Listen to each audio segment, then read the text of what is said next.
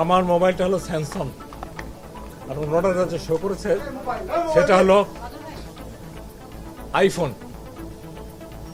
দেখেন, আইফোনকে আমি ব্যবহার করি স্যামসাং।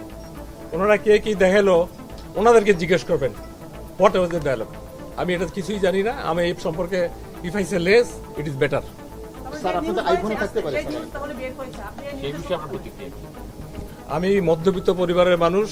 আমার সরকার যে টেলিফোন দিয়েছে সেটাও আমি ব্যবহার করি না। আপনারা যারা জানেন আমার আগের যে নাম্বার সেটাই আমি ব্যবহার করতেছি সরকারিভাবে।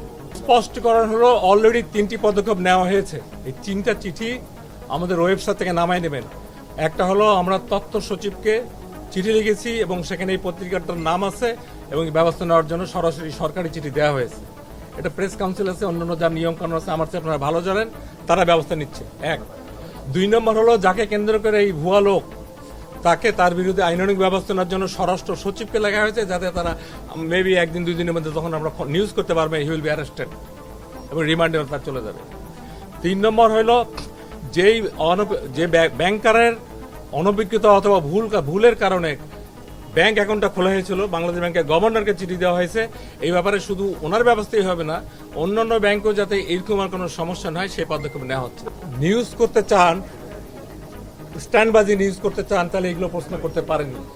এতদিন আমার সাথে কাজ করেছেন, বিন্দু বিসর্গ যেখানে সত্যতা নাই। আপনাদের 3টা আমি নাম উল্লেখ করতে চাই না। আপনারা যারা ভালো আছেন আমি ভালোকে ভালো বলবোই। তো এই কোশ্চেন করার আগে আপনারা নিজেকে কোশ্চেন করেন কতটুকু যুক্তি হচ্ছে আমাকে আপনার এই কোশ্চেন করা। প্রথমে বলবো যারা এটা করেছে তাদেরকে আমরা কতটুকু গুরুত্ব দিই। একটা রাস্তার লোক আমাকে অনেক কথা বলতে পারে, আমি রাস্তার লোকের পিছু দৌড়াবো না। আমরা সরকারের পজিশনে থেকে জনগণের স্বার্থে কাজ করি, যেভাবে আছে সেভাবেই কাজ করব, যতদিন করবো আল্লাহ হায়াতে রেখেছে আমার নিয়মকরণের মোতাবেক।